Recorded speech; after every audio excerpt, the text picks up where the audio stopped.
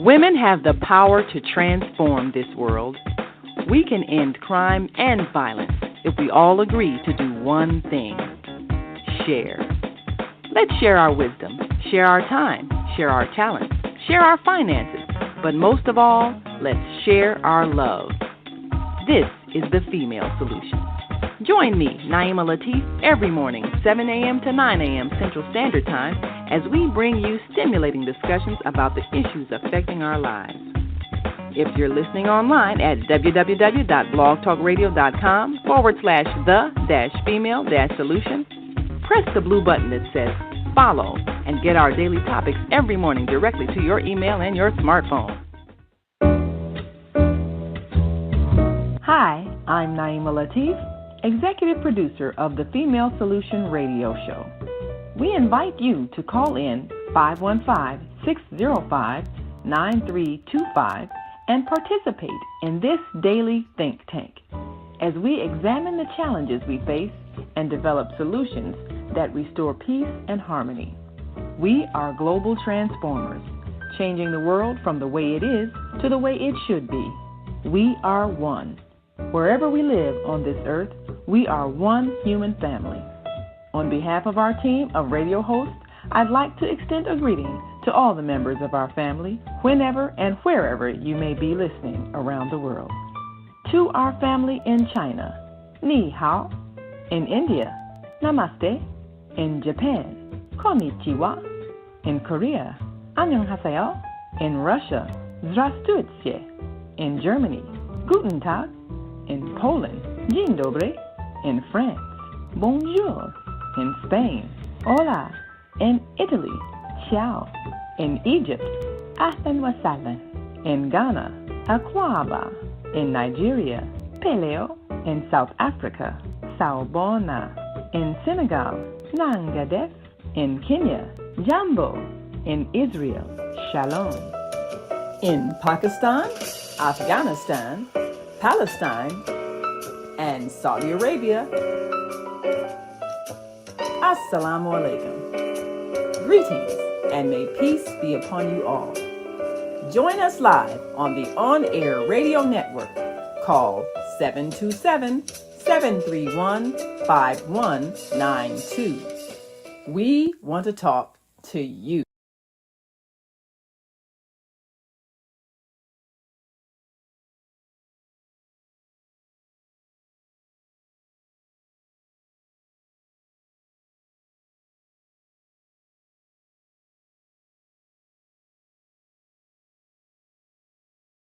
The relationship between men and women, husbands and wives.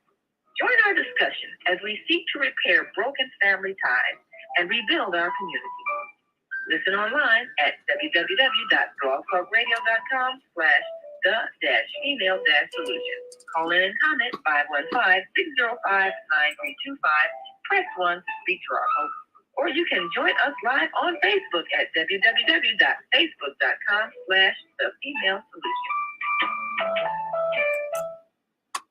Grand Rising, and thank you all for joining us on this Wednesday edition of the Female Solution Global Radio TV show. I'm Naima Latif, and we're going to be joined by our co-host Kareem Hamid and our American Muslim 360 family. And we are so grateful that we have an opportunity to bring you a global message today, because as always, we are talking to the world and we're bringing the world to you. Well, one of the things that we have often talked about is our history as people of African descent. But there are many people of African descent who may have come over in different ways.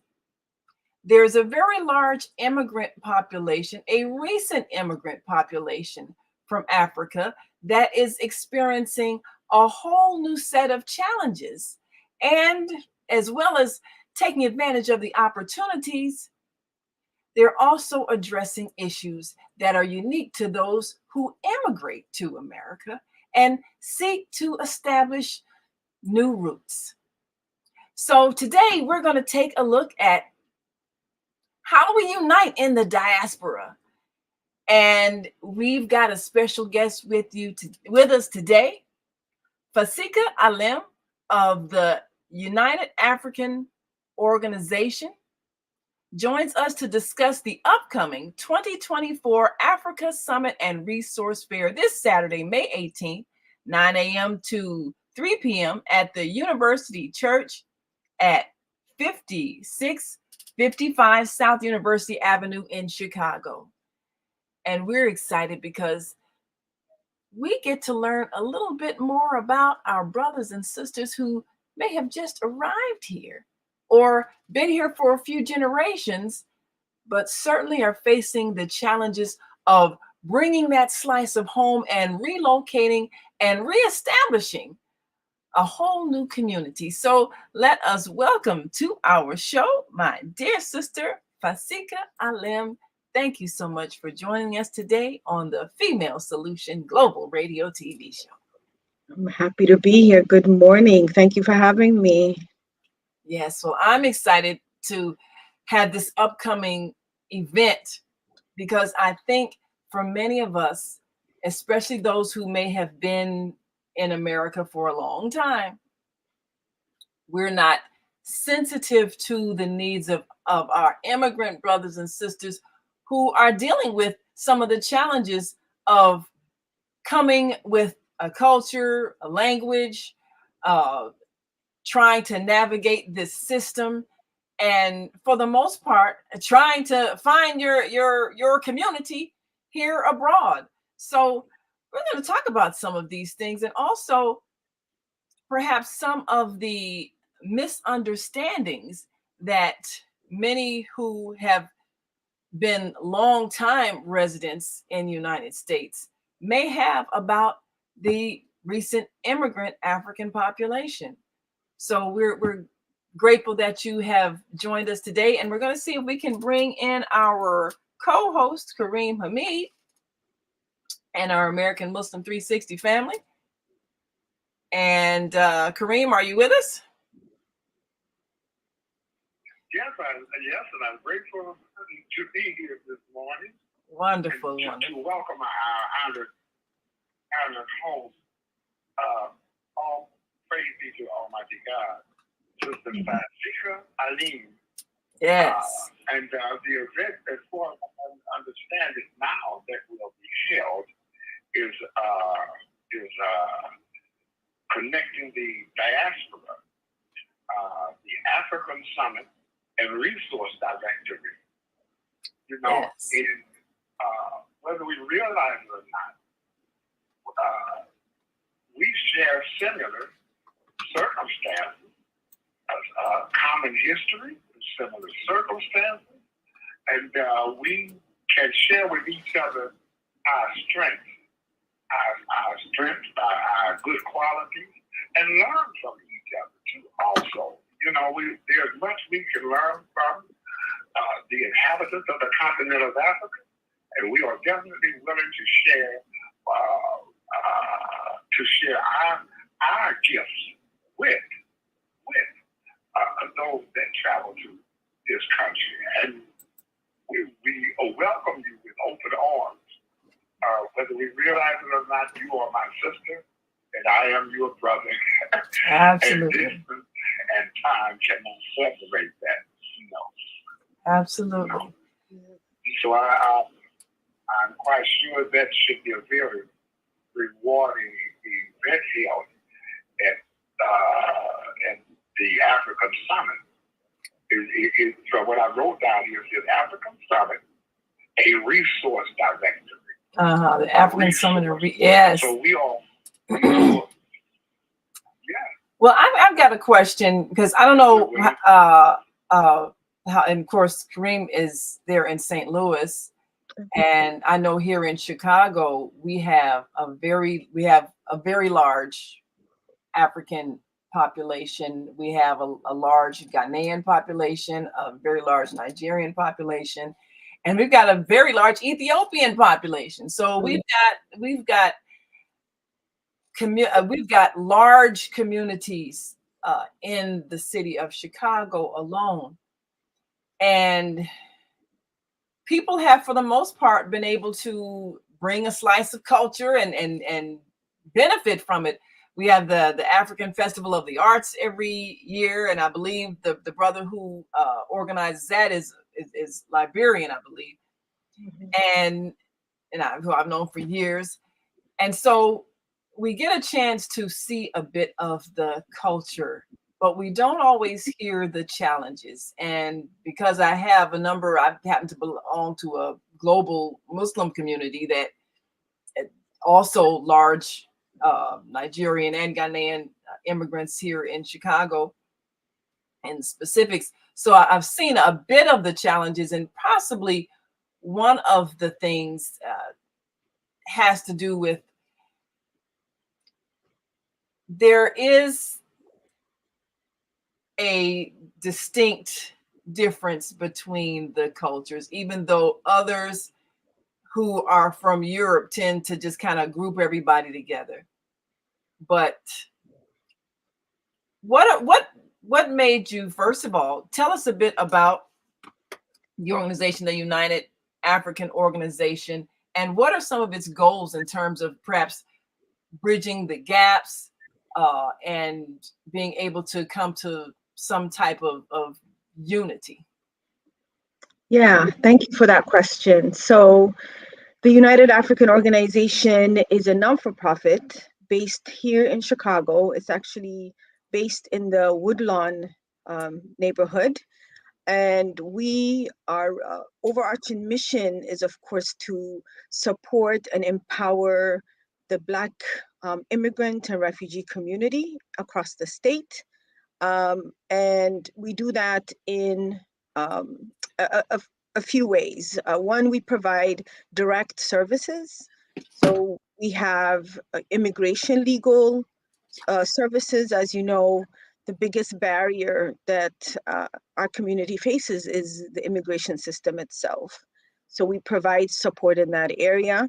And then we have what we call our family support services, which encompasses essentially everything that is not immigration legal related. So supporting families with accessing public benefits, with finding, with healthcare access, with housing and financial assistance, employment, education, and the like. So often, our members walk in with a variety of needs, and we try to support with that, and also have a network of partners in Chicago and across the state that we can also refer participants to.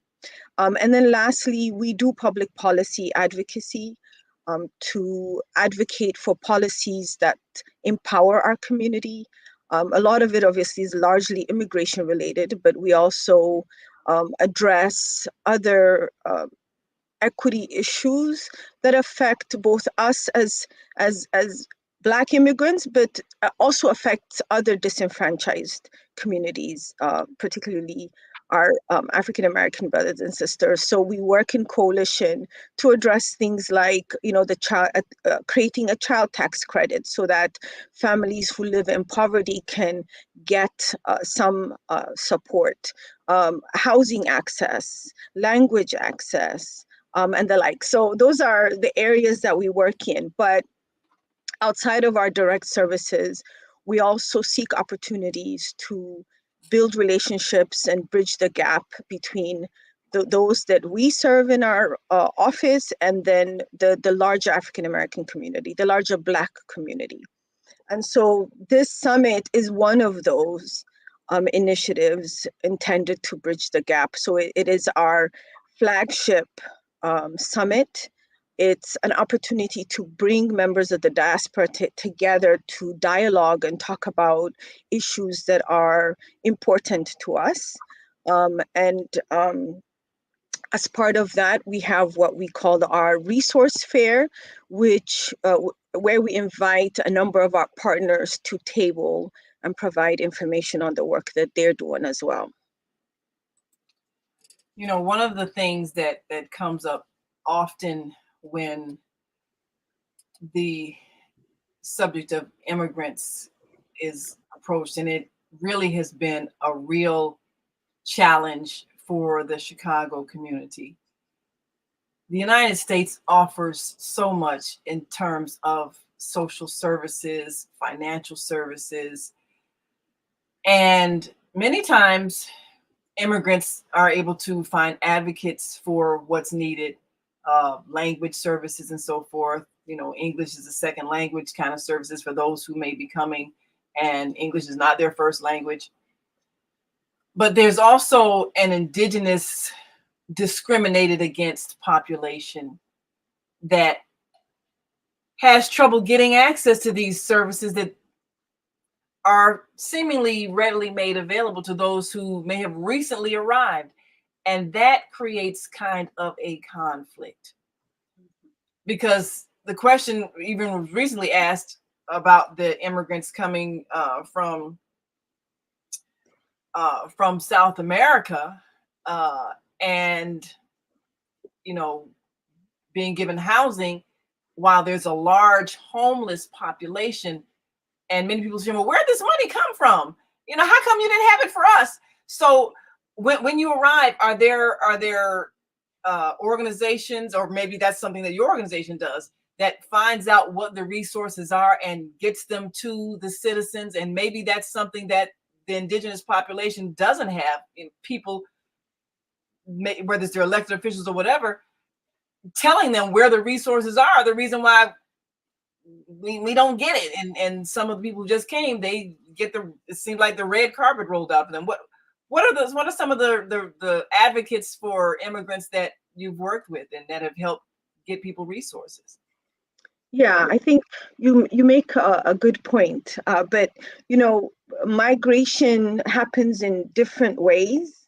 So speaking about, let's say, the African or the Black immigrant community in Chicago, you know, Africans, for example, started coming as students in the 60s and 70s and 80s. And so, you know, that was the first initial wave of folks coming with the intent to go to school and return, and just, you know, life happens and many stayed. And then you have Black immigrants that come as refugees, right? So when there is crisis in different parts of the world, the United Nations, they have a High Commissioner for Refugees. They designate certain individuals that are displaced due to either climate issues or conflict or persecution. And so they resettle those families. There's a resettlement process for families like that. And Africans are oftentimes the largest benefactors of that program. In the Chicago area over the last several, more recently, there's more maybe families from Ukraine and Afghanistan that have been coming over the last couple of years. But prior to that, it's been families from the Congo, for example, Ethiopia, Eritrea, Sudan, Somalia, right, that have been resettled in that manner. There's also family-based migration, which accounts for the large proportion, the largest way in which Black immigrants get to the United States. So it's a family member here that petitions for them to come, or when somebody acquires a immigration status, then they maybe petition for their wife and their children to come.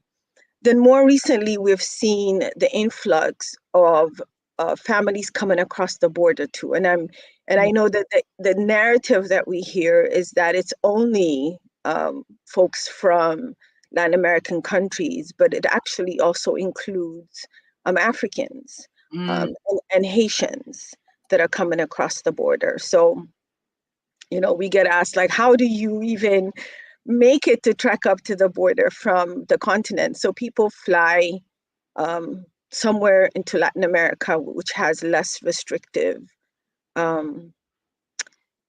visa requirements, Ah, and then they will trek. So they walk from Brazil, mm, whatever methods that they use, buses, taxis, they, many times also they're trafficked, right? Somebody is offering them opportunity to be transported for the exchange of money.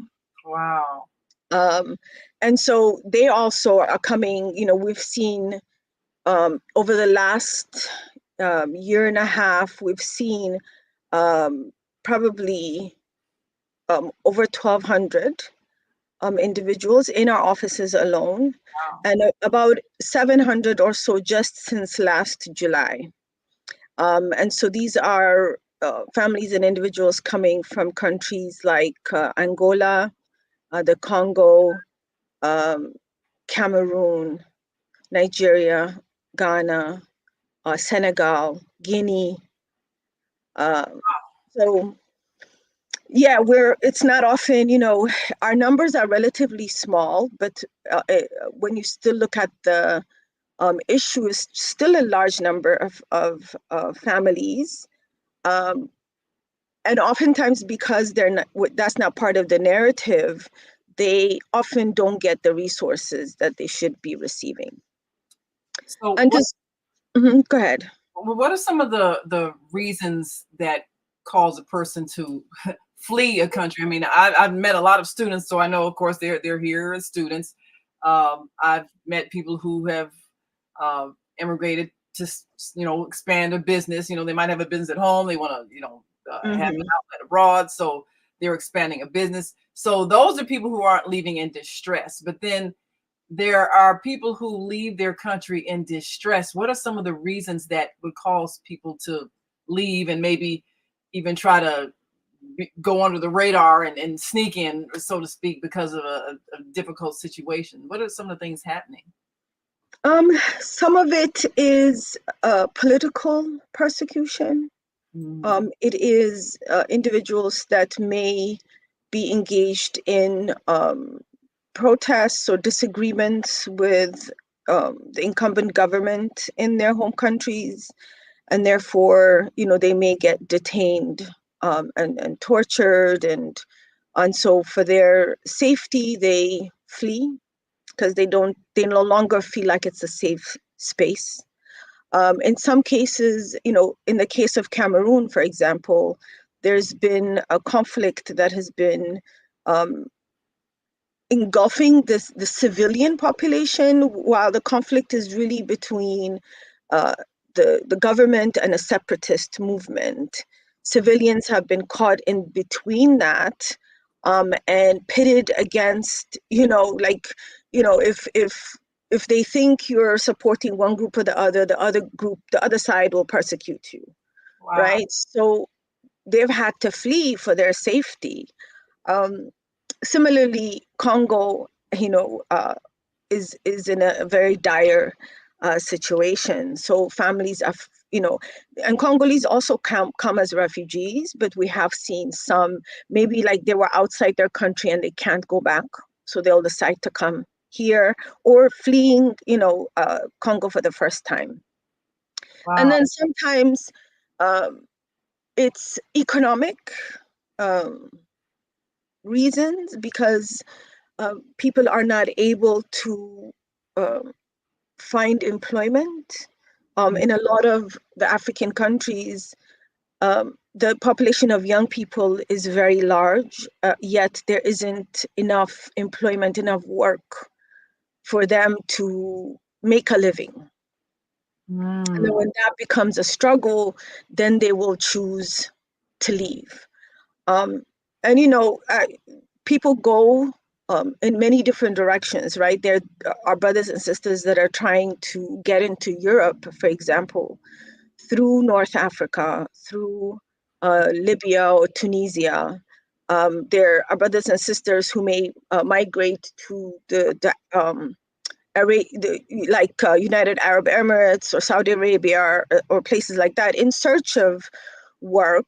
And then there's some that also go to Latin America, right? Sometimes they will fly somewhere else seeking opportunities. And when that doesn't work out, then they'll try to come to the US.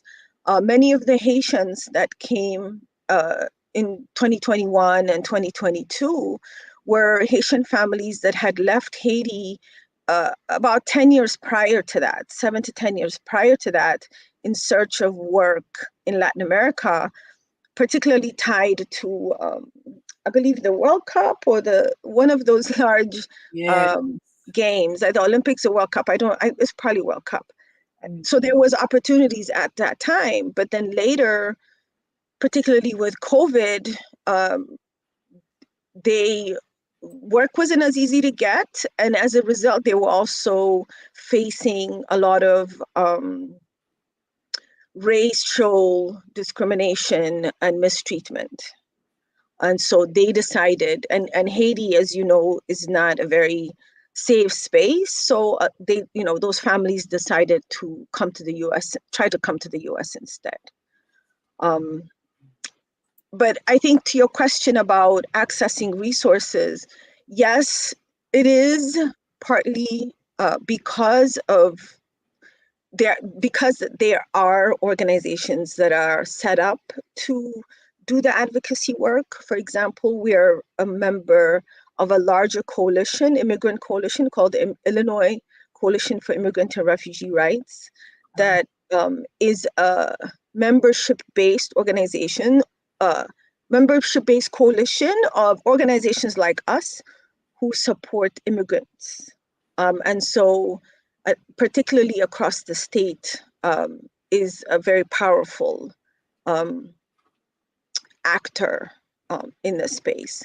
Granted, we're underrepresented even in that space. We currently are the only Black-led, Black immigrant serving organization that is a member of that coalition. But there are other Black-led organizations that are doing some of this work. There's the Ethiopian Community Association. There's the Haitian Coalition, and the Haitian Museum more recently have started to engage in this work as we continue to see Haitians and other Black migrants coming across the border. Yes, Kareem, you had a question. You were. Well, yes, I'm aware of what is occurring in the Democratic Republic of Congo. The main news sources are focused on Palestine, not to diminish the horrible atrocities that are happening in Palestine. But I believe there needs to be an equal focus on the largest displacement of human beings inside of one border, and that is occurring in the Democratic Republic of Congo. The warring factions are, how can I say, that's putting a lot of death and destruction on the civilian population. We know that the continent of Africa is one of the most resource-rich continents on the earth. My question and my concern is that although there have been the appearance of independence coming to certain African countries, but how much of the economic influence of the colonizers are still within those countries that have gained independence? Good question. And, there's enough resources for everyone, but the exploitation of the continent and the various countries in the continent, I still believe that there is a foreign influence that's on the resources and the economic opportunity that Africa has to share with its citizens and the world. So my position is that those of us that are here in the United States, with what we've been through, we should be able to identify and sympathize with those that are coming to this country as immigrants. Whether we realize it or not, we have similar experiences. We have a similar history. And I must say, white supremacy is still active. And we need to come together and address these issues, and not fight among ourselves. We welcome the inhabitants of the continent of Africa. They bring a rich culture, matter of fact, the countries in Africa are very diverse. They have many different languages, cultures, systems that they're operating under. So when we say Africa, it's not like it's one monolith, but there's much we can gain if we support one another. That's what I'm hoping that the African American community begin to do, and the Africans from the continent, that we embrace one another, not stand off from one another, and share similar values that we can share with each other. I pray that we come to that position. Because I really don't like the idea of there being an anti-immigrant movement in this country. The only non-immigrants in this country are the indigenous. Right. The only ones who didn't get here by boat. Yeah. Well, you raised the point. We got to take a quick break, but when we come back, I'd like our guests to address some of those things that have to do with, first of all, if Africa is such a rich continent, why are people struggling financially? Is there still a very large influence in colonialism? And is that even instigating some of the wars that are still going on? And another point you brought out, even about the ability of African Americans to empathize with the recent immigrants to Africa as part of the global struggle to overthrow and get rid of the whole white supremacist philosophy, so that we're not still operating as if we don't have, when in fact you're coming from the continent that's really supplying everybody else's needs. Why are we still poor? It doesn't make sense. So we're going to take a quick break, and we'll come back and let our guest, Sister Fasika, answer these questions and more as we look forward to the 2024 Africa Summit and Resources Fair this coming Saturday, May 18th. And that's from 9 a.m. to 3 p.m. at University Church at 5655 South University Avenue in Chicago. That's right there in the Hyde Park community, Woodlawn community, that whole area. And of course, if you're familiar with it, you know where it is. So come on down. We'll be right back after this quick break. So stick and stay. Don't stray away. We'll be back to take your questions and comments. And we've got a caller on the line that's got a serious question to ask about our unity. So we'll be right back. So just stay with us.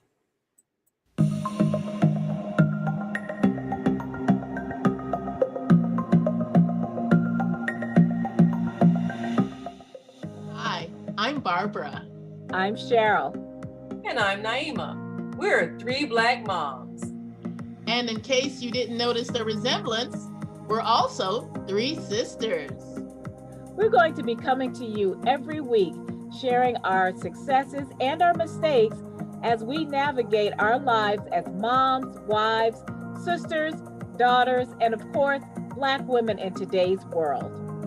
We'll talk about it all: race, politics, religion, economics, culture, and we'll take a look at everything from whether or not to use corporal punishment to how do you teach your children about sex. Look for our upcoming book, Growing Up Charles. It's a personal story about our lives growing up in Maple Park on Chicago's South Side. I'm Barbara. I'm Cheryl. And I'm Naima. We're three Black moms. Follow us on Facebook and subscribe to our YouTube channel, Three Black Moms.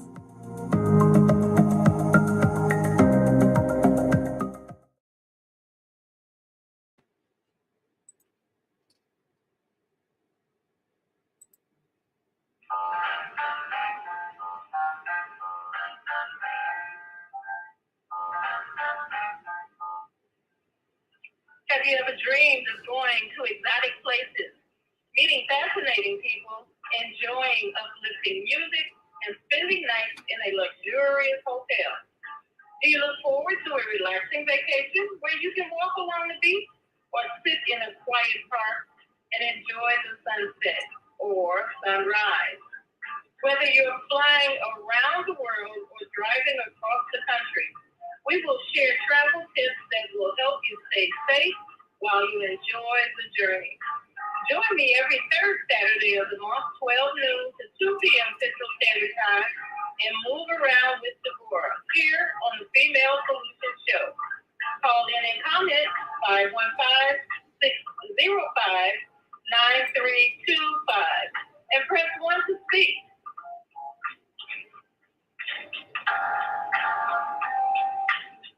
I'll call you back.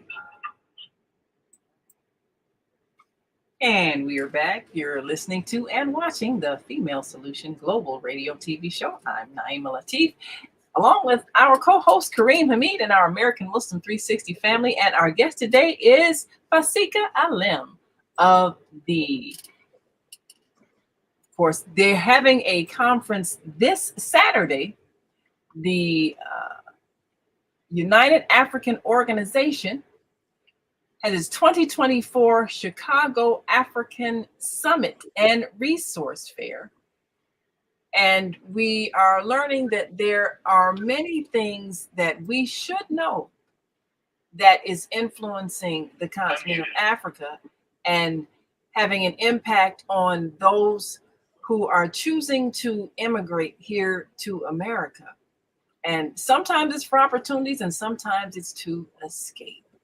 So, Fasika, there are a lot of things, and Kareem pointed out some things that people know, some that we don't hear as much about in the news, the wars, the conflicts.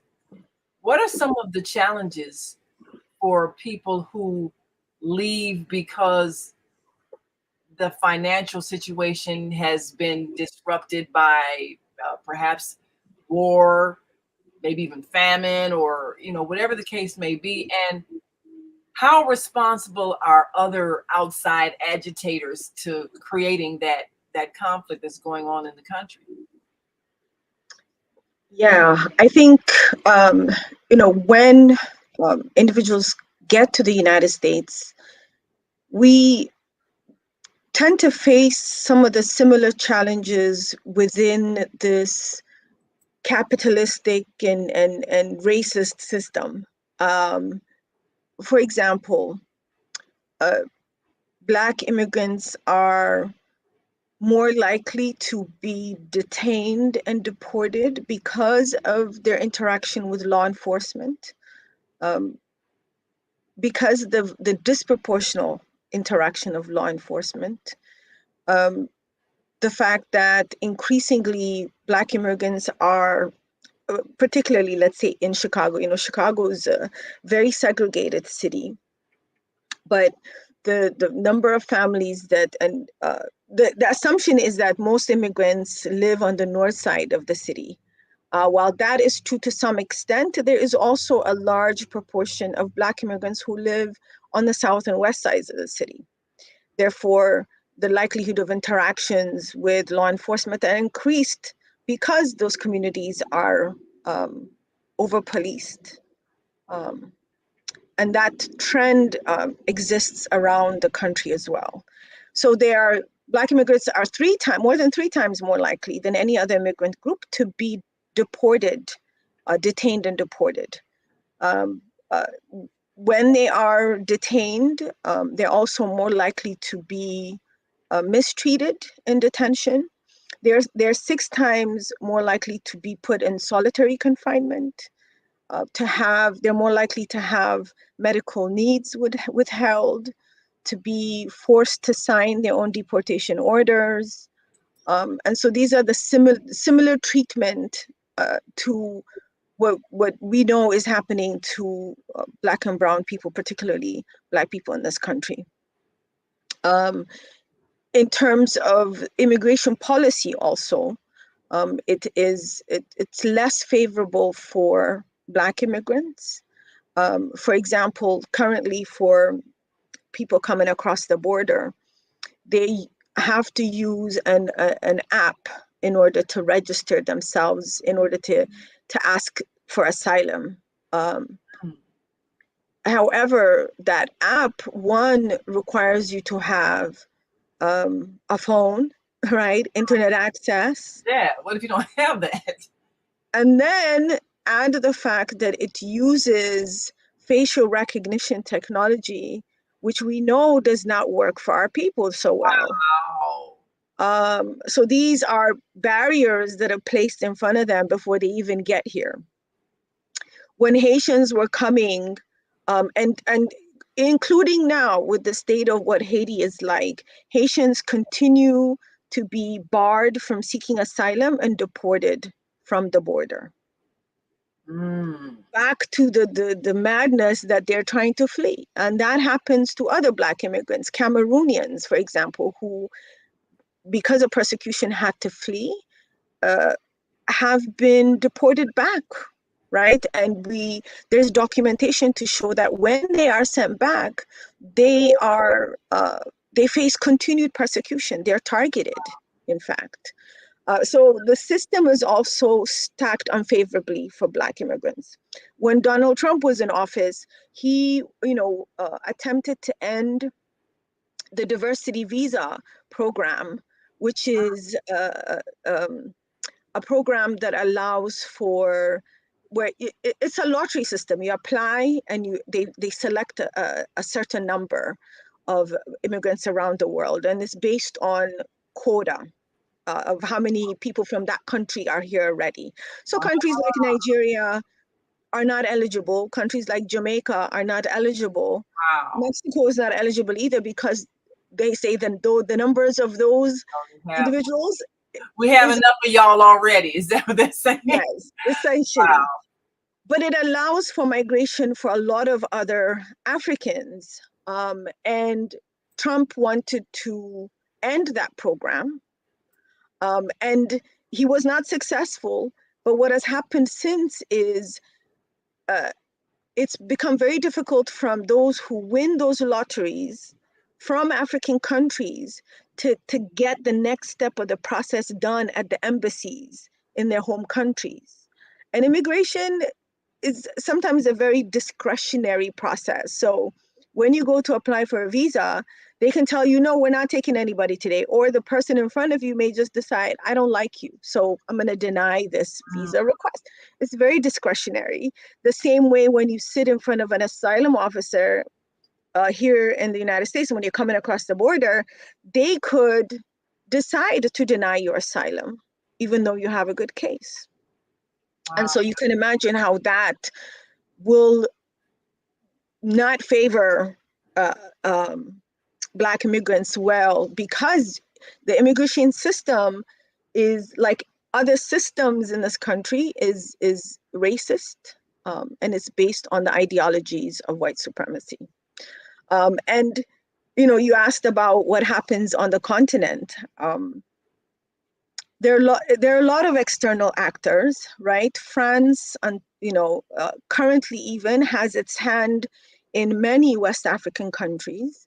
We've seen some change in a few, such as Burkina Faso and Niger, who are working to end that dependency on France, or should I say the dependency of France on those countries, right? Because France has no mines or gold reserves in their country, but they have the most gold. And where are they getting that from? And so to end that relationship, but and we're, you know, rooting for them and hoping that this really ignites the continent, right, to push back against those hands.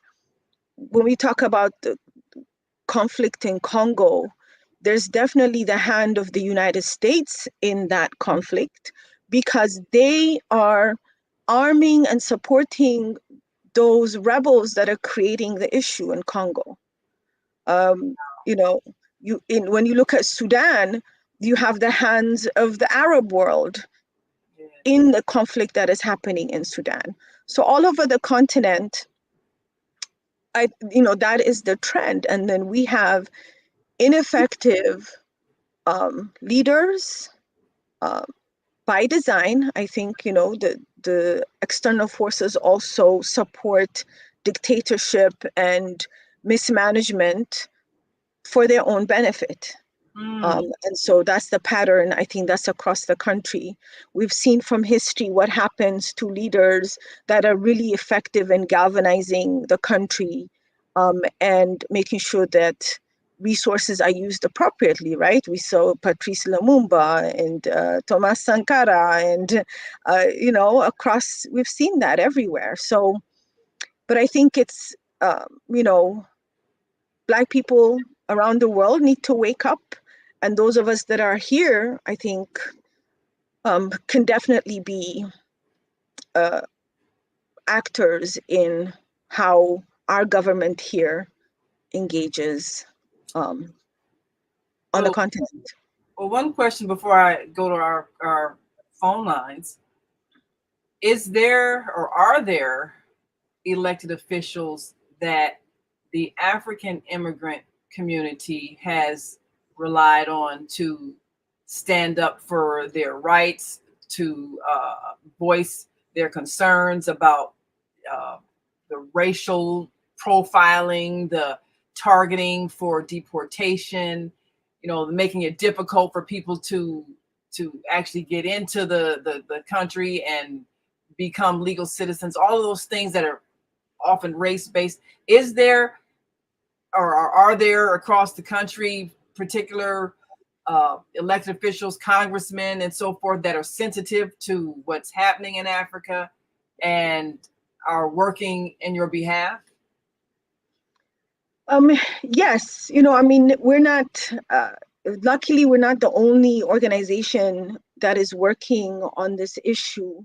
And in fact, there are other Black immigrant-led national organizations that are also engaging legislators. We have organizations like the Black Alliance for Just Immigration. We have the African Communities Together. We have Haitian Bridge Alliance, which are national organizations that do also work with federal level legislators about these issues. Since we're a state organization, we work a lot with our representatives from the state. So we've worked to engage leaders like Congressman Jackson or Bobby Rush before him, as well as Congressman Danny Davis around these issues, as well as our senators. But we've always looked to our Black leaders to be our voice in those spaces as well. So at the state level, for example, we're connected with the Legislative Black Caucus to talk about these issues at the state level.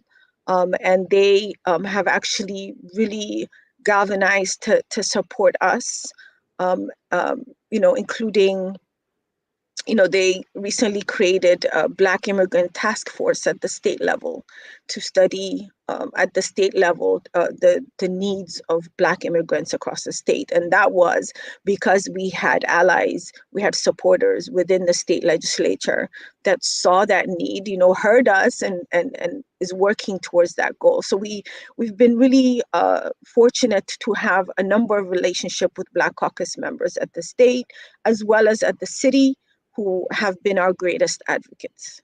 Well, we've got a guest for our second hour that's going to be talking about some of the various actions that have been taken to address racial discrimination and the historic racial discrimination. But I want to bring her in a little early because she has a few concerns about what often comes up as perhaps a schism, a source of division between the long-term residents of African descent who have been here and who came here under duress, and then the recent African immigrants that have a different set of circumstances, even though we're all facing racial injustice. But sometimes we find ourselves on different sides of the political fence based on, what particular elected official may be highlighting and what's needed by that particular immigrant community. And so I guess my question is this upcoming summit going to give us a chance to address some of these old wounds between the old and the new, so to speak? So let me bring in my dear sister, Mama D, Ya Nubian, to ask some of these global questions when it comes to our relationship as an African people. Welcome to the show, Mama D. Thank you so much for coming on into the conversation. Well, hallelujah, greetings, Leolia, Shalom, as a Crimes Against Humanity descendant voted by the United Nations in August of 2001, and Jim Crow genocide survivor, we are the only of us that are not immigrants. Everyone that came over here, whether it was from Poland or Ireland or Haiti or Ghana, they came from a country that had a land and a language, and they came by choice, being stolen from a continent and held as a movable property thing called chattel for 246 years until 1865, followed by 1866 until May 17, 1954. We were under segregation law, and the Brown versus Board of Education decision said that the segregation laws were unconstitutional because they only existed to keep the status of the Negro down, not black and brown, not in the country, but to keep the status of the Negro down, and it harmed their children to the extent that they said it is doubtful that they would ever overcome it. America is real good at using the language barrier. Instead of saying the Negro children had received irreparable harm, they said it's doubtful that they'll ever overcome it. So we have had to live for 70 years a complete life span to deal with that now. And it was, so I said earlier, Jim Crow genocide survivors, because if you were 6 years old when you get this harm and you doubt that you will never overcome it, it is serious. And if it's serious, the definition of genocide is causing serious bodily or mental harm to innocent subjects. And as a matter of fact, every single category in the definition of genocide, we have received that as a people. And when you have had 345 years of federal laws against you as a group, it is totally different. And only the Americans, the indigenous Native American Indians, and the indigenous Native American Africans, if you're in the country, when it becomes a country, you are indigenous. 1619 came before 1776. So we are indigenous Native American Africans.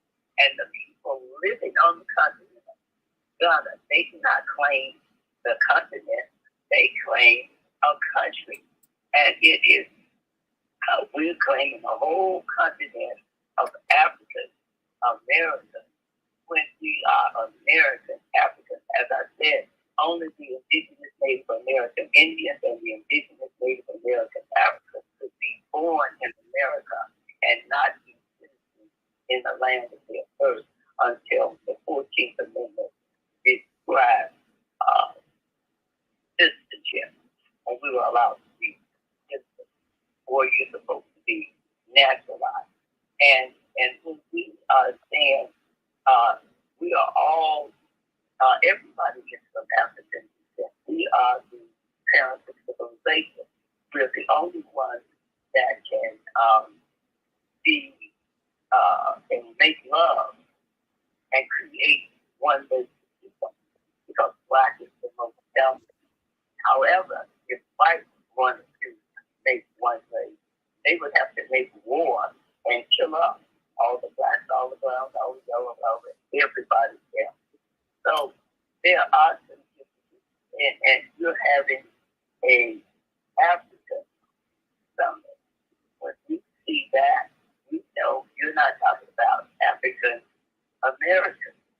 You're talking about the Africans that came here from a country by choice and had a land and a language, and we are still languishing on the bottom of everybody, because we have not, like the Native American American Indians, they have received ignorant status, culture, rights, sovereignty, land, and money, and they need the same kind of care. But unfortunately, we are recognition stars, and we want to be just like everybody else and get in with the Black and the brown. And no, we have to get in with ourselves. Well, you know, Mama D, that brings up a question that I have. Because, you know, I've talked to a lot of people who have come here recently and asked them, what did they learn about us? Did they know what happened here? And a lot of people don't have any reference to what happened to those who left. You know, I mean, is it taught in school? So, I mean, is there a theory about who you're going to run into when you run into these long time absent, you know, African relatives that are living here, like Mama D says? What are they teaching? What did you learn in school about the people living here? Tell us. Yeah, so I was going to say I can speak for myself. I actually went to school. I did elementary school in Ethiopia and did my high school in Kenya. And what I learned in history class in Kenya was not even about Kenyans, let alone Black people across the ocean. Right? They taught us about the Chinese and the French Revolution and the Bolsheviks in Russia and the World War I and World War II. And nothing, I don't recall, not one lesson about Black people. And so I would assume, because most of Africa was colonized, that the educational system is largely like that. And now I could be wrong. Maybe there's a caller who knows different, right? But that was my experience. I did not learn anything. However, in my household, I had a father who wanted us to learn things. He himself had the opportunity to go to England for schooling, and experienced racism, you know. And so when he had children, he wasn't very overt about it, but you know, my biggest, most profound memory is when we got a VHS player in 1987. And the first tape he put in there for us to watch was Thriller. But the second tape he put in there was Roots. And it changed our lives. And so, wow. Yeah, Corinne, you were gonna say, and then we'll take a break. Yes. Yes, ma'am. We have to reconcile with history. It's not as if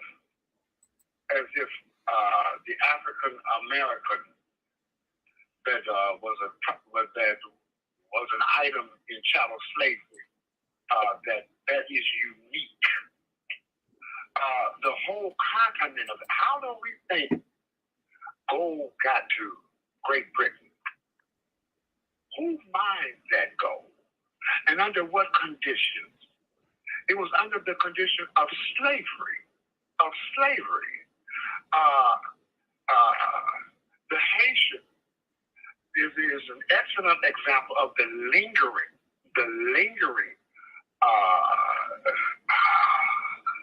how can I say, distinct for African people. Haiti represents the first country, the first area where there was a successful slave revolt headed by Toussaint Louverture. And they were able to run the French from out of France. But at the same time, France assembled an armada of gunships and surrounded Haiti and threatened them with death if they did not agree to pay reparations to those that had enslaved them. Right now, Haiti is paying huge sums for that so-called court case that was held between France and Haiti. We mentioned the Democratic Republic of Congo. If I'm not mistaken, that's the only place on earth where cobalt is mined. And cobalt is the necessary mineral that activates our computer systems and high tech, but they are using slave labor, little children, digging in the earth with their hands to get that. So we cannot separate slavery. I mean, the African slave condition, the only difference between the form of slavery that was in Africa, especially studying King Leopold of Belgium, the cutting off of limbs, the massive takeover of life.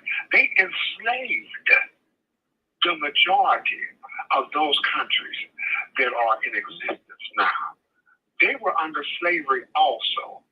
So I hope that we as African, as descendants of the continent of Africa, that we can at least join on that basis of wanting liberation and independence and self-determination. But I recognize we have corrupt leaders in those countries that are usually bought off and paid to allow the foreigner to continue to have access to the resources of the continent of Africa. I pray that we can come to some kind of uniform position concerning that. We are exploited here, whether we realize it or not. We are still being exploited.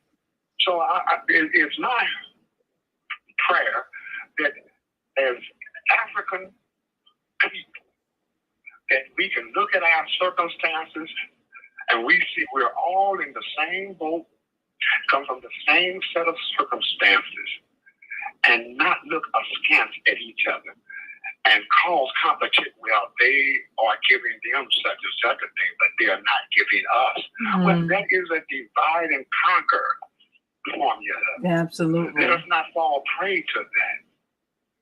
So at this meeting, I hope that some of these things can be addressed.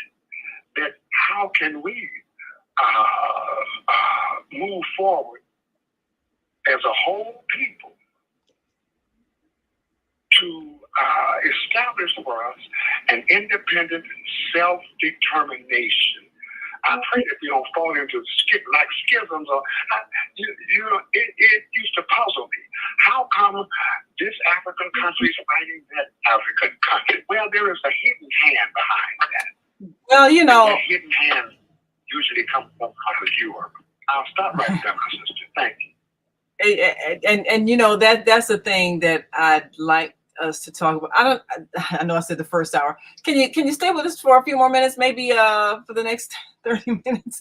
Because you know, we really got to get to the meat of things. And I'd like to find out what are some of the things that are going to be discussed at this conference, and what do you hope to come out of it based on all of this that we still have to figure out, and how do we empower ourselves to change the situation without expecting somebody else to do something other than ourselves to make a change. So we'll talk about that when we come back. Hold on, Mama D, because we're going to come right back and deal with this education issue, because, you know, Fasika, you brought up a major thing, which we still deal with, which is our miseducation. The reason why our perspective is skewered. So we'll be right back after this quick break. And we want you all to stick and stay. Don't stray away. And if you're listening online and want to join this conversation, give us a call, 515-605-9325. You can connect with us on Blog Talk, or 515-605-9891. You can connect with us on the other Blog Talk channel on AM 360, or you can call us on the on-air radio network at 727-731-5192. That's 727-731-5192. We want to hear from you. So we'll be right back after this quick break. So just stay with us. Hi, I'm Naima Latif. And if you're watching this, that means you're one of the 4.6 billion people from around the world who are using an electronic device to talk to people. In these times, people are using the internet to talk to everybody. Friends, neighbors, family members, co-workers. People are on their cell phones and computers all day long. Now, if you're in business, that is great news. That means you can sell your products and services all day long and never have to leave your home. All you need is a media connection, somebody to connect you to an audience. And that's why I'm talking to you today. We produce programs, and our audience members are people who shop. They buy clothes, food, beauty supplies, cleaning supplies, home repair, transportation services, child care services. Whatever you're selling, they need to buy it. We're your media connection. Just follow this link, and tomorrow you can sit back and relax at home while your business is making you money.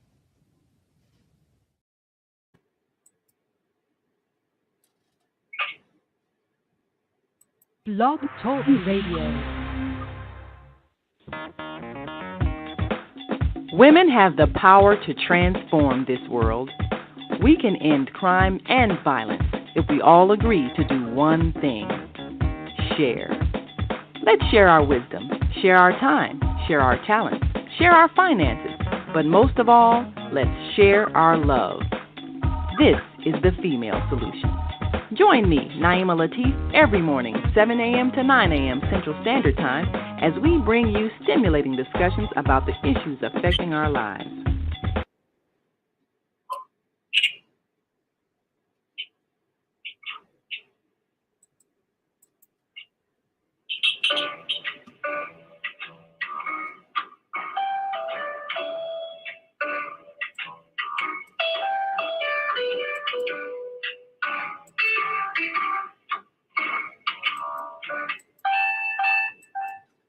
And we are back. You're listening to and watching the Female Solution Global Radio TV show. I'm Naima Latif, along with our co-host Kareem Hamid and our American Muslim 360 family. And we've got with us today Fasika Alem, who is with the United African organization, and they have an event coming up that if you're in and around the Chicagoland area, you need to try to attend. We're all about unity, and we are hoping that you can lend your voice to the 2024 Africa Summit and Resource Fair, which again, this Saturday, May 18th, 9 a.m. to 3 p.m. at University Church at 5655 South University Avenue in Chicago. And we really do hope that all of those who identify themselves as of African descent, even if they've been in the country for many generations, can come on down and address our common challenges. So I have a question, Fasika, that I think both Kareem and Mama D brought up when it comes to how we have to address the racial injustice, and yet we have the power to stop fighting wherever we are. And I believe we can't keep blaming people for a condition that we initially created with our own disunity in the first place. If there's ever a lesson that a people should have learned, is that you can't fight and win. So other people might exacerbate our differences, but we truly have the power to choose to stop the violence between us and choose to stop being manipulated. And we have the power to choose to create everything from our own currency, which is something Muammar Gaddafi was working on, but that's another show altogether. But we have the power to refuse to be controlled by outside forces if we simply join together and with a united purpose of healing the land, helping it to produce without cruel slave child labor, without sex trafficking, which is also a horrendous thing happening. And all of these things that it takes a corrupt spirit to keep doing. And we can't just blame Europeans because they couldn't have had access to the continent unless we gave it to them. So how do we take responsibility for the mess that we made with our infighting, whether it be because we're recent immigrants against long-term residents or people from different countries fighting each other? How do we take responsibility for creating a unity without saying, well, if white people stop doing this, if white people stop doing that, let's ignore them. What do we need to do? And what is this conference going to do to help us address what we need to do? Yeah, thank you for that question. I don't know if you can see me. My camera, you can see me? Okay. Yes, yeah, we can see you. Okay, it's just black on my end, but thank you for that question. And I think what this summit really intends to do is bring people together, right? To have these conversations. It's not easy to work together if you're not in relationship with each other, right? Even when we think about organizing and public policy work, the core part of that is the relationship building component.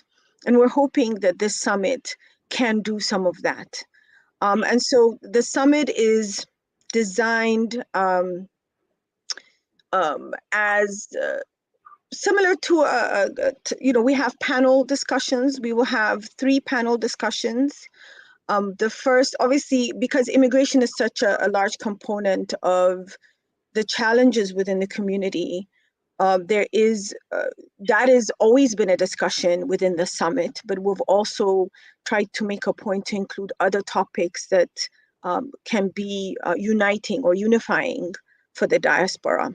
And so our morning panel would be talking about what it's like to be an immigrant or African within the diaspora and some of the challenges that presents.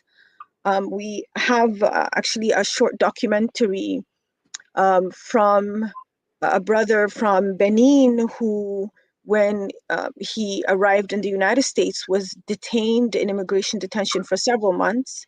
And so he'll speak to what that experience was like, and has a short documentary to share with us. So that the morning component provides kind of a view of what it's like to operate within the immigration system, with immigration as, you know, in the backdrop. Our afternoon sessions tackle two conversations that I think can be unifying. The first is about faith and community in the diaspora. So we are, you know, the panelists will explore how their faith background, their religion, their faith traditions shape their experiences and influences their understanding of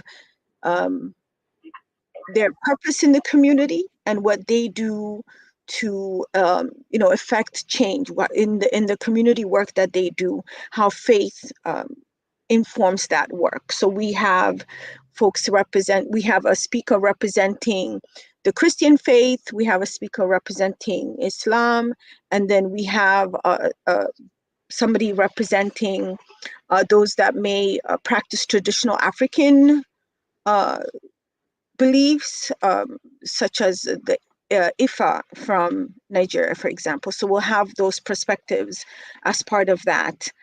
And then our other panel in the afternoon, which runs concurrently to the one on faith and community, is women, talking about women in the diaspora and how their experiences within the diaspora also influence their understandings of their identity and purpose, and really looking at women as political, economic, cultural, and religious leaders. And so similarly, you know, this I think is a conversation that can engage the whole diaspora, regardless of where you're coming from and how long you've been here. You know, and that panel actually also includes someone who will speak from the Afro-Latino perspective. We have an Afro-Colombian who also happens to have has created the African Diaspora Museum. And so we have a few women that we have identified to have that conversation. And the goal is to also engage the audience, right?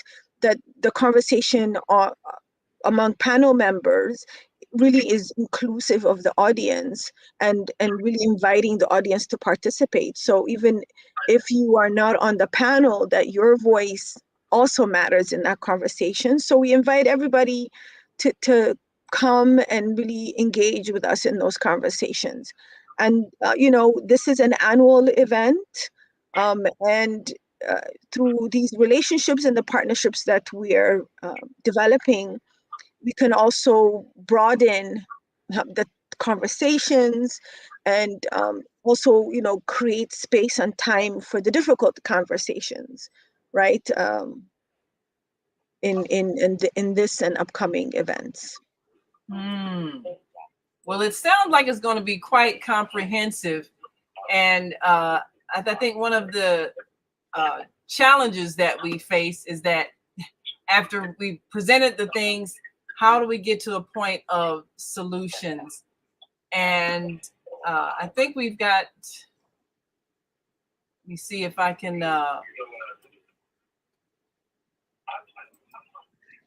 bring back, well, I want to make sure that I mute the mics of anybody who's not speaking.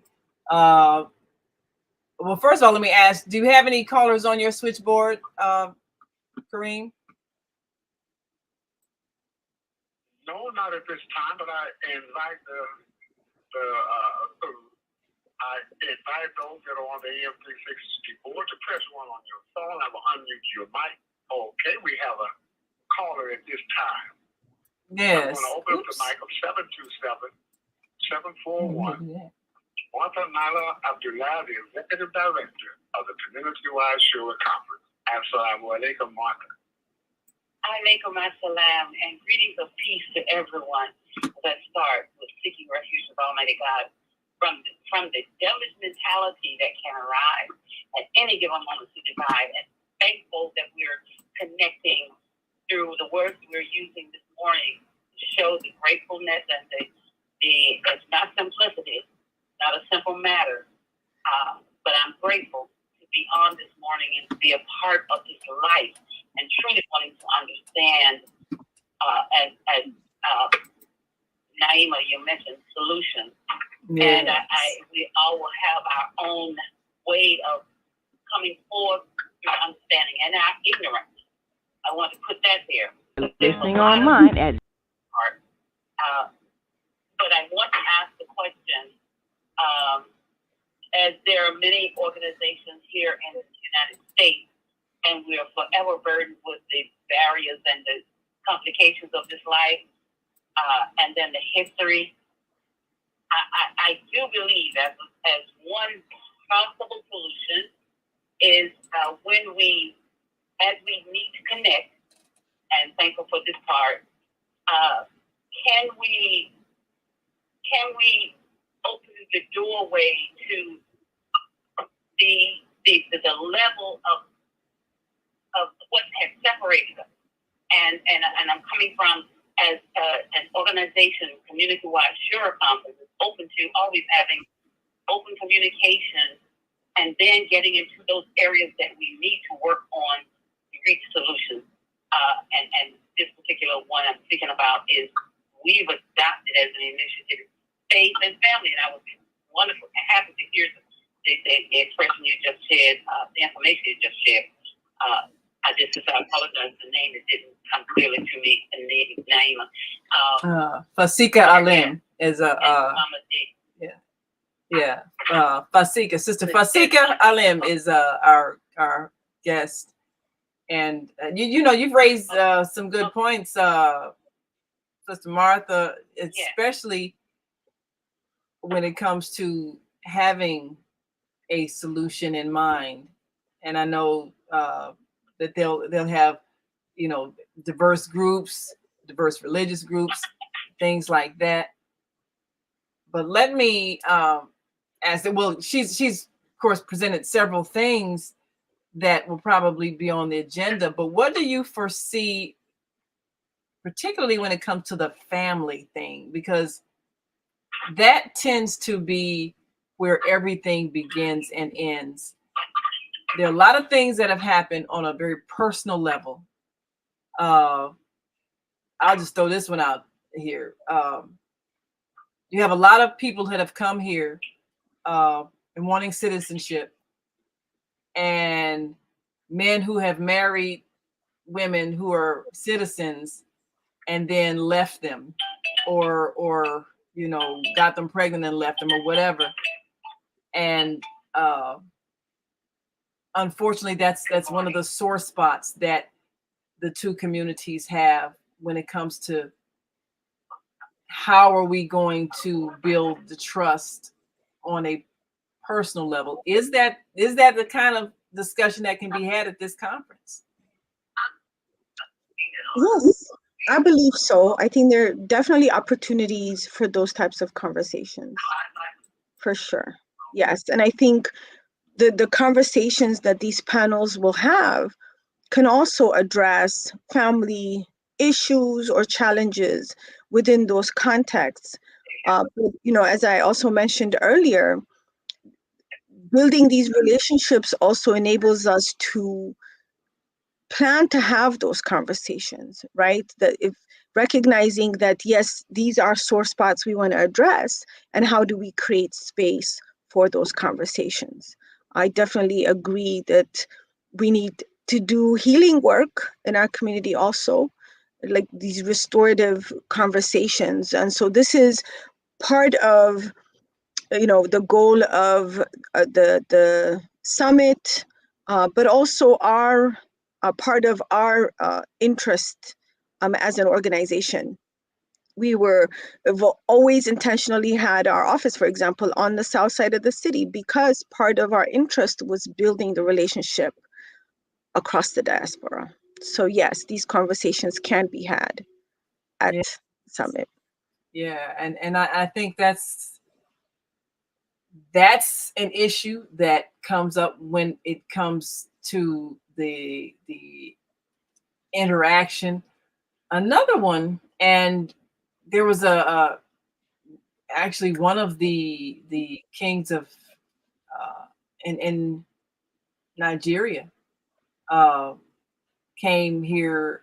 I think it was the year before last, 2 years ago, and he gave an address at the Rainbow Push National Headquarters with Reverend Jackson and so forth, and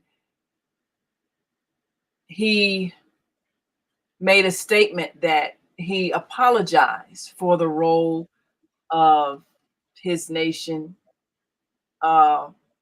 in the slave trade, because that's still a sore spot. And this is what I mean when I say we have to take responsibility for our role in creating this mess that we're in. The fighting that led to others being able to take prisoners of war and exploit them and then create a whole international business out of it. It wouldn't have been possible if we hadn't been fighting in the first place. And there are families that got wealthy off of selling other people, the slave trade, just like there are European families that descent who are wealthy from the slave business. So we're still in pain over that. And there's an attitude sometimes of recent immigrants that they look down on those who have been here, who've gone through the struggles, some of the things that Mama D mentioned, the trauma that we've endured over time in this place, and how we've had to fight to make it possible for other Black immigrants to come here and be respected. And yet there's still that pain because we haven't addressed the unfinished business of how did we get over here in the first place, and the betrayal, and can we heal from that hurt? Can we admit that there was some wrongdoing, and can we stop blaming Europeans when in fact we started it among ourselves with the fighting? Can we take responsibility so that we can then take power back and make the changes within ourselves when it comes to how we treat ourselves? What are your thoughts on that? I think the biggest challenge there is that people are not aware of history, right? So we have to somewhat prepare people for these conversations by providing context and understanding history, right? What it's also not just fueled by a lack of knowledge in that area, but it's also fueled by miseducation, as we talked about earlier, right? When the images that we receive on the continent of our brothers and sisters here is oftentimes a negative image. And therefore we arrived with these preconceived ideas of who a people are when we know nothing about the history of a people, much less our own history. And so, trying to find those opportunities to educate. And we hope that the summit does that, because when you're in relationship, you can also have those conversations where you're teaching each other about each other. And so our goal is to foster the environment that allows us to do that in order to have those very difficult conversations. Yes, definitely. And I think that it's good that this summit is coming when it is. This is a time for us to really examine the power that we have with a global system of communication. We can talk directly to each other now. So there's no excuse for us not knowing or not listening to each other and not trying to understand each other's situation. And I think we who have been here are not as sensitive as we need to be to those who are just arriving.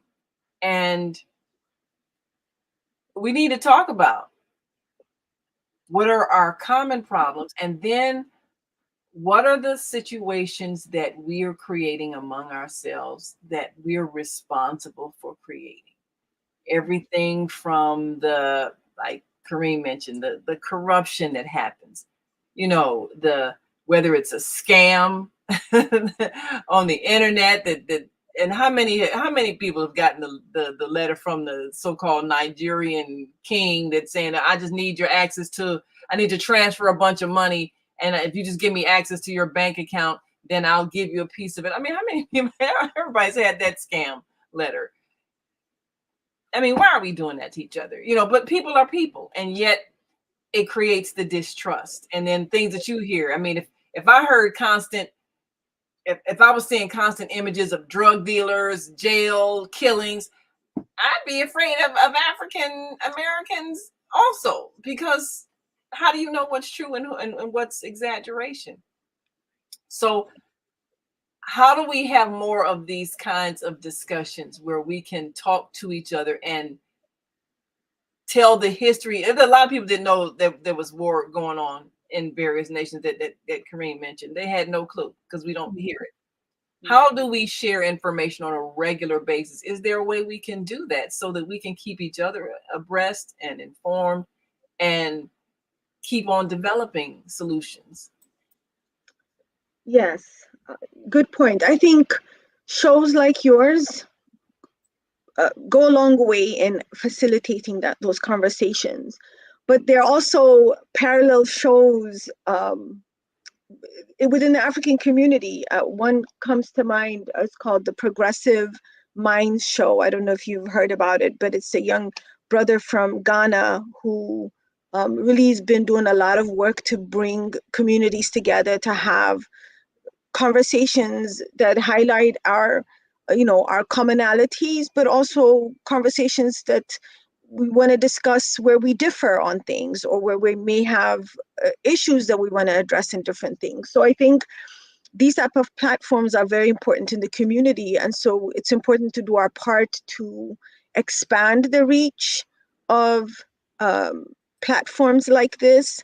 But we could also create, take opportunities to meet people where they are, and do these type of events. So we would appreciate, if to know about other similar events to the summit where we can bring our community, where we can attend, and similarly a way for us to share the things that we're doing in our community, so that African Americans can join us in the different things that we do. I think even in the work that we do, a partnership is very empowering. And I think there's opportunity to unite on so many fronts to really address the disenfranchisement that we see across our communities. And so I'm hopeful that this is a start to, continuing to have, or to make time and space for these conversations. Yes, I agree. I think we can continue to do this. And I'm going to check and see if Mama D is back with us. And Mama D, before we go to break, have any last questions for our guest? Fasika. Well, first of all, I found out to be your guest. Yes, I didn't know if you were in the midst of travel, so I let you handle that. I thought you asked me to be a guest from 7 a.m. to 8 a.m. and then you asked me, could I wait to be a guest starting at 8 because you wanted to bring in this portion of the program. So now, well, since I want to know, am I a caller? Yes, because the Browser Board of Education decision is our history, and our history should be important. So before she leaves, before she leaves and before you give us that information, I want to see if you had anything left to say to her before she leaves. Since I asked her to stay on. I believe that when we have down, and this is what the Brown versus Board of Education ruled, to keep that 88 years of keeping the status of the Negro down, keeping us in the caste system. I think I attended the last African Summit, if that was the one that was held at the Harris Y. I think I remember hearing about that. I didn't attend, but I heard about that one. There was a summit. Was that your organization? I attended that one. Yes. Yeah. Okay. But what I wanted to say was bilingual preferred programs, for instance. American English is our mother tongue language. And we're the only ones over here being told, well, you learn somebody else's language. When the 14th Amendment says, if you're not born in America, you must be naturalized. That requires you to read, write, and speak English. But all of these laws being passed, that they are further disadvantaging us, because the only language we have and the only country we have is the one that was forced upon us. And so when I'm hearing about the international, the immigrants are doing something, if all these countries and all the immigrants are doing something, but the American African is not included in that international immigration group. And Barbara George, she chaired the Immigration Reform Committee, and she said that immigration would harm us as a people because we would be competing for the same job. Professor Anderson has also said how we are being harmed, and it's not anything personal against a group, but the immigrants, the immigrants that come to this country by choice, they are with a whole family of all the other immigrants that are coming here from all over the world. And we are further being disadvantaged. Now, we have a 70-year anniversary coming up. The Brown versus Board of Education decision for those 6-year-old children are now 76-year-old senior citizens, and it's taken us 70 years to deal with that doubt. Our history is important. When it came to the 400th year of our arrival here, they didn't even mention it on TV as a news byline. They didn't say a word about it. And this is the way we are treated because of the, as Marcus Garvey said, others can take the chains off your body, but only you yourself can take them off your brain. And we have not overcome 46 years of federal laws against us, and they kidnap rates of people. In 70 years, we haven't overcome it. And we have to be honest with each other. We need to integrate the African Americans and the American Africans. If you come from the continent, you know the land, the language, something about it. You're an African American, but we are American Africans, and we definitely need to integrate with each other. But first, we have got to integrate with ourselves, and that has not happened. Well, I think that's probably something that will be addressed at this conference. I don't know if it was addressed at the last one, but definitely those are issues that we're hoping that all groups can talk about.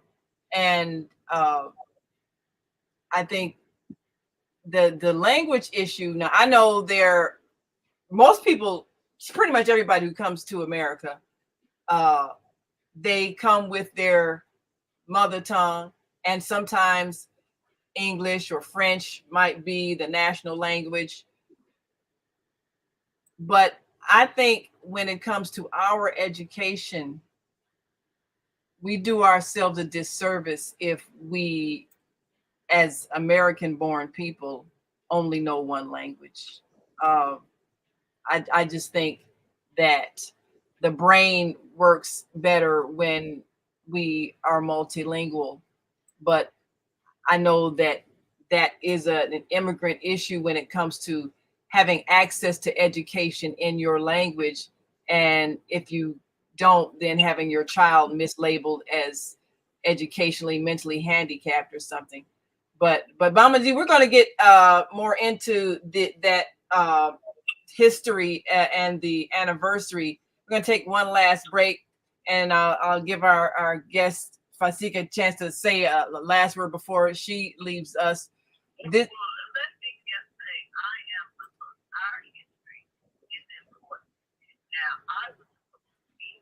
well, hold that thought. You're coming back. We're coming back after the break, so you can give us more details, Mama D. We're coming back after the break. Because we're gonna I'm gonna let our guest go, because she stayed longer than I originally said. So just hold that thought.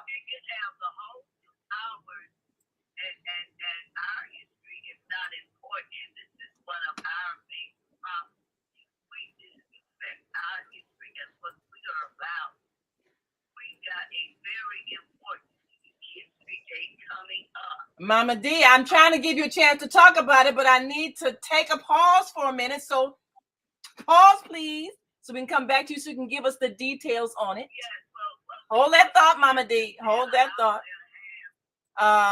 So now I have on the screen here the 2024 African Summit Resource Fair. And there's a QR code on the screen.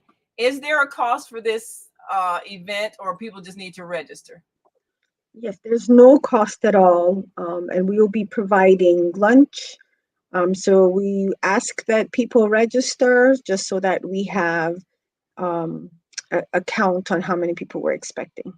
Okay, all right. Well, if you're watching and the QR code is on the screen, you can just point your camera to that and register. And I hope to be there. And I hope that we'll address all of these things, and even and I hope you're there too, Mama D. I think that it's time for us to share the histories and also share the struggles and the triumphs, and for us to heal the hurt that caused us to end up in this situation in the first place. So I do want to say thank you for being with us this morning and extending your time with us to give us some more insight. Again, that is this coming Saturday, and that is, of course, May 18th, 9 a.m. to 3 p.m. And that is at the University Church, which is located right there in the Hyde Park community at 5655 South University Avenue in Chicago. And if you're in and around the Chicagoland area, we hope you can be there, and we hope you can lend your voice to create some solutions. So thank you so much, Fasika Alem. We look forward to having you back. Thank you so much. I appreciate it. Look forward to seeing you and look forward to being back. All right. Okay. Have a good day. You too. Thank you so much for all you do. Have a good day. Thank you. Yes. Thank you so much. And thank you so much, Brother Kareem, for hanging on. And Mama D, you hold tight. Hi, I'm Naima Latif. And if you're watching this, that means you're one of the 4.6 billion people from around the world who are using an electronic device to talk to people. In these times, people are using the internet to talk to everybody. Friends, neighbors, family members, co-workers. People are on their cell phones and computers all day long. Now, if you're in business, that is great news. That means you can sell your products and services all day long and never have to leave your home. All you need is a media connection, somebody to connect you to an audience. And that's why I'm talking to you today. We produce programs, and our audience members are people who shop. They buy clothes, food, beauty supplies, cleaning supplies, home repair, transportation services, child care services. Whatever you're selling, they need to buy it. We're your media connection.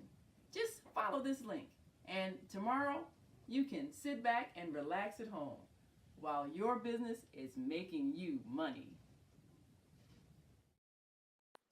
And we are back. You're listening to and watching the Female Solution Global Radio TV show.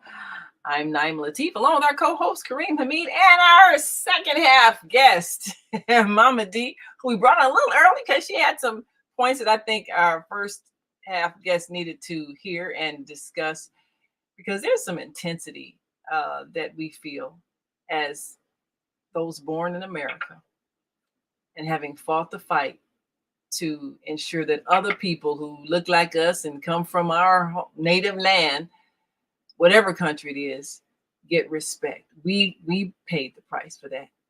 So Mama D, and I know we've got some callers that want to chime in on this issue as well, but tell us about this anniversary coming up and what it means for those who lived through those times when in fact they had to integrate the schools and the trauma that they endured. What are we learning from that, and what do we hope to see happen going forward? Well, first of all, we're March, May 17th will kick off a year of initiatives dealing with what the Supreme Court called hard and mind and allied and subjugated race standards. And it was 88 years of that. They went right from 1865, the end of enslavement, the 13th Amendment, and rolled right on to 1866 to 1954. 88 years of settlement against us as a group of people. And we're kicking off these initiatives because we want to make the makers of our children. It begins with our students will be interviewing the seniors. The impacted group is age 76 to age 84. 6 years old. The 6-year-old children are now 76-year-old senior citizens that having lived a full life of 70 years. We can finally deal with that gap. And that it was genocide because it caused serious mental harm to Negro children. Not everybody, not black and brown. So when they say people of color, everybody has a color, including the color of snow, which is white. So what we're doing is to get it off a whole year to deal with these issues, because we want to reach the dog death and the significance of it. And in addition to that, we want the children, the students, to get mainstream motives together with Emmett Till on a United States postage stamp, along with the 4 girls aged 11 to 14 that was bombed in the Birmingham church, to get them on a United States postage stamp so that our children will face history. In addition to that, we want the days of respect that visually affirms the 3 key principles of the American Civil Rights Renaissance of the 1960s on all of the Bible standpoint, on all American school calendars. Just like St. Patrick's Day is not a holiday, but it's on the school calendar. We want these visually affirmed days of respect that deals with the 3 key principles of what is called the movement. That 11 years from 1954 to 1965 of marching, boycotting, protesting, having our children lynched in bars and blown up in churches to get back to what we were in 1865 when we had senators and congressmen, and now in 1965, 100 years later, we didn't even have the right to vote, because because of the terrorism of the Ku Klux Klan and federal laws and stuff as a race of people. When the Brown versus Board of Education decision says in writing that segregation laws only exist to keep the status of the Negro down. And that is still down today. And because we don't have the language straight. Last August, Governor J.D. gave the Arab Americans a uniform racial classification. They are now known and will be counted on the census as Middle Eastern or North Africa. So we need our own uniformity racial classification category as NAA, Indigenous Native American African. If you're here when the country gets here, you are an indigenous person of that country. We've got to get the language straight. So let me ask this question. So Mama D, let me ask you this question. For those people who, I guess, you know, when our families get fractured, we don't always know how, we can't always trace back how far. So, and we know recent immigrants, they maybe 2 generations they've been here at the most. But how far back, how many generations back would a person need to be able to verify their ancestry in order to claim that native, was it indigenous Native African American status? And indigenous Native American African. Well, how, like 2 generations, 3 generations, 1900s? What? How far back? That was very simple. There is no, if your name is Smith, there was no Smith on the continent of Africa. Your name Well, there might be now because they got colonialized. So what I'm saying is, you were given the name of your slave owner, and your name is still Smith. If your slave owner in the 1860s or 1690s or whatever, America only had enslavement from 1776 to started at 1776 is when America got started. So we can't claim reparations from 1619 when it comes to reparations. It's only 80. America kept it going, kept the shadow, movable property thing going for 89 years. And then from 1866 to 1964, they put us under segregation law. And when people come over here, they say, "We you all have been here all these years. Why haven't you made any progress?" Because they don't comprehend the laws that have been against 345 years of federal laws against us as a racial group. When 240 of those years, we weren't even a human being. We have not overcome that. And so come out of denial, not blaming, and realize the impact of that. They're just talking about the shame of Chicago and the shame of America. They had this series on talking about how they deprived us of owning property by in the law. You couldn't sell to a Negro. The first thing that they kept against us was our language barrier. Oh, he's very articulate. This is what you heard in the 60s during part of our struggle. Oh, they're very articulate. Nobody ever set us down and taught us the English language. We grabbed the words here absolutely and kept it moving. And they kept it against us if you wasn't very articulate. So I land out clear. We laughed at Ebony, but that's all we. Oh, that was a survival language. Well, Mama, do you got a caller? We got a caller to chime in on this. You presented a thought. We're gonna designate ourselves specifically because of our long-term history here. Let's hear what area code 312-200. You're live on the Female Solution Global Radio TV show. Give us your name, where you're calling from, and your thought about this topic. This is Rashida Ali calling from Chicago. Yes, Rashida, how are you? Greetings. I just want to give greetings to everyone, especially Mama D. Mama D, if it's okay, I would like to talk to you. I don't have your number about a permanent issue that I think you can help with. Well, if it, my daughter, yeah, I'll text it to you, Rashida, so you have it in your phone. I'll text it to you. Thank you very kindly.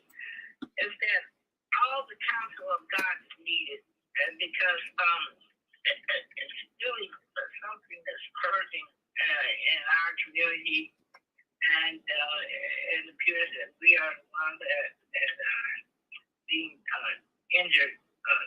African Americans, so-called African Americans, is one being injured again. For example, this is my thought on it. Most of the migrants are being sheltered, while American homeless are and have been homeless, sleeping on the ground and anywhere they could. And the migrants are now all over, scattered all over tiny houses outside the police station. They were put inside instead of sleeping on the concrete or outside the police store as homeless did prior to them coming here. So, in my opinion, we are the ones that are mostly enslaved. I went to Jewel, migrants working, no African Americans working, because right now they have a new trade. The migrants are bringing the drugs over and have been doing it for a number of years. It was done on Channel 11, where they grow it and package it and put it on the plane and bring it to Chicago. So the unemployed, impoverished black man and woman are captured by the drug trade, and so they don't want to work. What to do? Person couldn't even speak English, and they're welcome. Our people don't want McDonald's jobs and stuff, especially now since the migrants are being prioritized in housing.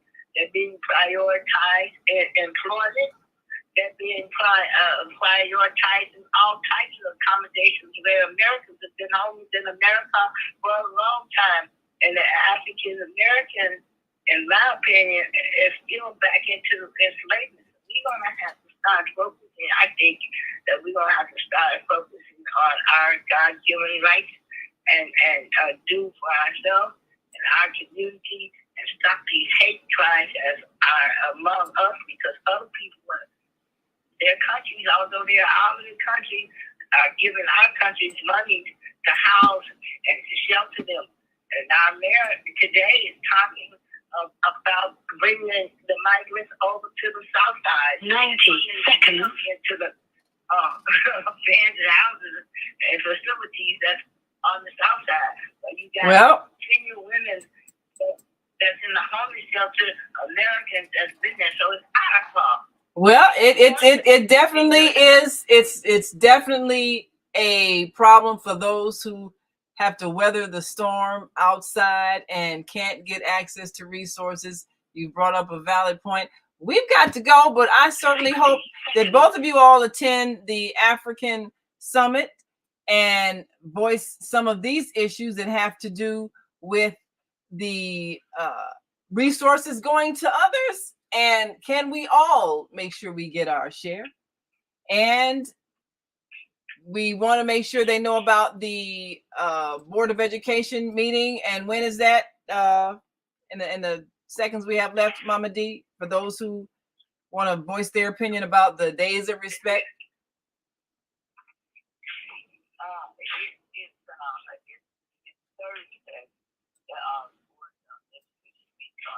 Thursday. I think it's probably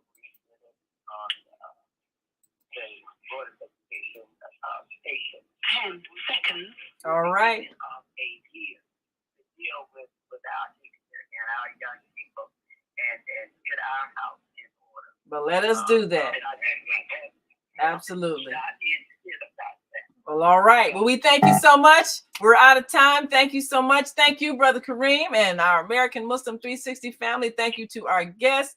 And thank you, Brianna, for chiming in. Says, thanks for an interesting discussion. Well, we once again have heard some intense conversation. Let us work toward the solution, which is a united decision to create the world we want to see. It's in our power. It's in our hands. Let's make it happen. Thank you so much, Brother Kareem. We appreciate you and all of our listeners on American Muslim 360 family. And thanks to all of you who are watching and listening. Join us tomorrow for another exciting episode of Nature-Based Talk with Angela.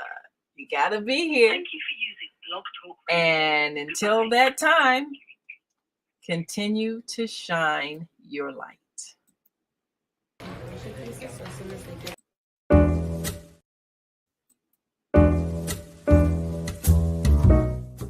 We've come to the end of our show today. If you missed any broadcasts, go to our website for the audio and video archives at www.thefemalesolution.com. On behalf of our team of radio hosts, I'd like to thank all of you who participated in today's discussions. And to our global family joining us from all around the world, we say thank you. To our family in China, xie xie. India, dhanyavad. Japan, arigato. Korea, kamsamnida. Russia, spasiba. Germany, danke. Poland, dziękuję. France, merci. Spain, gracias. Italy, grazie. Egypt, shukran. Ghana, madasi. Nigeria, eshe. South Africa, ngiyabonga. Senegal, jareh. Kenya, asante. Israel, toda. Pakistan, shukriya. Afghanistan, tashakur. Saudi Arabia and Palestine, shukran. Assalamu alaikum wa rahmatullahi wa barakatuhu. Thank you, and may peace be upon you and the mercy of God and God's blessings.